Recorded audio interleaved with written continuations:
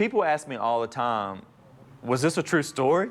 Did all of that stuff really happen? And actually, the way the whole movie began is that a producer named Howard Burkhans in Los Angeles called me, and he was trying to convince me into turning the story into a movie. He said, I was watching you on the Oprah Winfrey Show, and I was sitting there and I saw these things that happened, and I saw that Oprah was crying. Then he said, I realized I was crying. He said, this is a movie that has to be made. And when he called me, I said, I don't think so, because I don't want it to show some school building on fire and I'm running out of the building with kids under my arms trying to save these kids. And he said, no, Ron, I promise you, we won't do something like that. We'll make it true to life.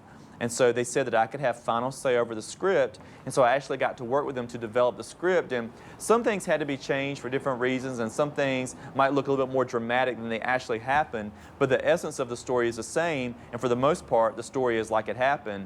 The first song I did wasn't the President's Rap. I did a President's Rap, but the first rap was a song about states, because these kids, I was having trouble to get them to learn the states and the capitals.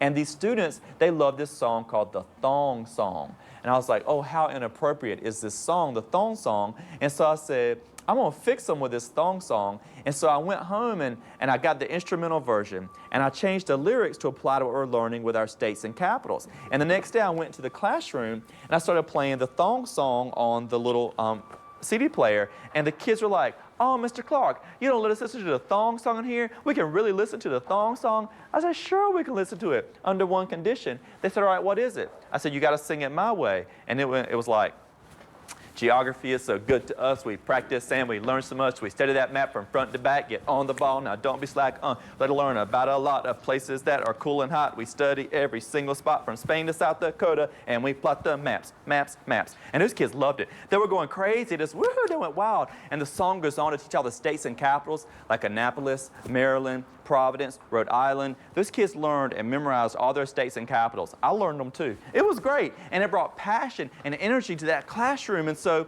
when people watch the movie, you know, I think they'll see, oh, that was cute, that was neat that he put it to the rap. But in real life, it's just much more, there's much more energy in that classroom. Those kids loved it. And I went on to do songs about science and songs about math and songs about the presidents. And these kids just ate it up. They said, Mr. Clark, can we do another song? Can we do another song? You got another song? And it bonded us. I mean, these kids, when I first got there, they saw that we were something so different, had nothing alike. When we did those raps and we did that together, I mean, it really bonded us and brought us together.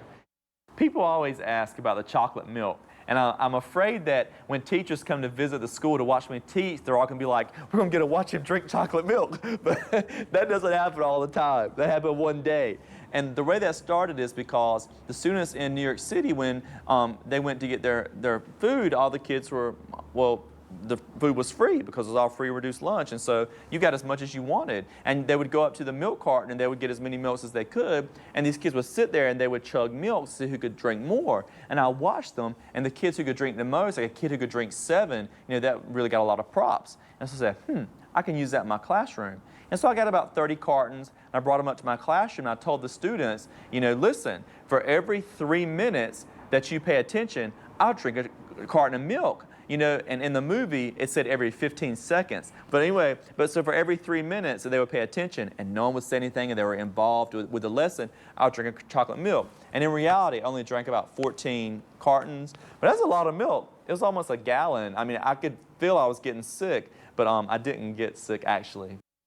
It was very hard to learn how to double dutch, but I knew I had to do it because these students, every day for recess, the whole class would get in a line and they would double dutch. And you get to the front of the line, you get 2 jumps, then you go to the back. And the most popular kids could do it the best. I said, I got to learn. So I went out there and I said, oh, would y'all mind teaching me how to double dutch? They said, Mr. Clark, you can't double dutch. I said, I bet I can. He said, oh, Mr. Clark, you're too old. I said, what? I can learn how to. And I said, I'll make a deal with y'all. What if I can double dutch, y'all have to make a deal and learn something from me? And they said, what, Mr. Clark? I said, you got to start paying attention in class and learning everything you need to know for the end of grade test. They said, all right, Mr. Clark, we'll make that deal. And I went around and I shook all the hands of all these kids and looked them in the eyes to make sure they understood it. But then when I got there to jump, these kids were turning the ropes so fast, it was like, and I was like, oh my goodness, can you sled on the ropes a little bit? They're like, Mr. Clark, you didn't say anything in the deal about how fast the ropes were going. I was like, okay, fine, fine. And so I would try to do it because I didn't want to show those kids that I was a quitter because, you know, kids watch us as adults and we set the tone for them. And like all you teachers out there, kids are watching, you know, how you handle a situation. If your overhead projector, if your LCD projector is not working that day, they watch how you handle that situation. And kids watch how we as teachers talk about other students because they know if we'll talk about other students, we'll talk about them too. They watch how we interact with teachers. Kids watch us so much, and I don't want to set the tone for these kids that it's okay to try something hard like double dutching. If you can't do it, you should just quit. I want to show them if you keep at it and if you don't give up, you can be successful. And so I went out there every day, and I was out there every day for 6 weeks trying to do this and still couldn't do it. And finally one time I jumped in, and this rope came flying up and it hit me in the face, and it was nothing, it was a little tiny scratch, but the kids were like, "Oh, Mr. Clark, are you okay?" And I said, "I don't know. You got my eye. You got my eye." And they said, "Oh, Mr. Clark, we're so sorry." They said, "We'll slow down the ropes. We'll help you out." I said, "You know what? Forget it." I said, "I've been out here every day trying to do this. All you done, you joked at me. You called me names. You called me skinny thing and stick boy. You picked on me. Forget it. I'm too old. I'm too uncoordinated. I can't do it." And I was walking off, and the kids said, "No, Mr. Clark, trust us, trust us. We believe in you. First of all, just don't jump like you're jumping because you look like a horse. Come on." And so they started slowing down the ropes. And finally, with their help, I got in one day. And I was like, "I'm in, I'm in, I'm in, I'm in." I stayed in for like 30 seconds. And all these kids came running around and jumping up and down and high-fiving. And that was the most important moment of my time in Harlan because I went through boot camp. And I loved it. And those kids, they respected that I did that. And then when I was in the classroom, I was like, "Come on, kids. You can do this. You can do this. We can make these test scores." And those kids were like, "Mr. Clark, you're crazy. Why should we even try? Why is it important?" I said, "Oh, you're going to quit? You're never going to try?" I said, "How about when I was out there on the concrete, I told you I wanted to quit, that I couldn't double dutch, and you told me to trust you, that you believed in me. Well, now it's your turn to trust me because I believe in all of you. I know you can do this, so come on." The last thing I want to say about the movie being different from real life is that my students from New York City went with me to Calgary, and they were on the set with me watching these scenes being filmed. And at the very end of the movie, you know, when the announcement is made that the class has the, you know, outstanding test scores higher than the gifted classes, and that this one student, Shamika, who in real life was named Tamara, had perfect scores, all that was true. But when my kids looked at me on the set, they said, "No, Mr. Clark." They said that scene that they just filmed does not even come close to how it was in real life.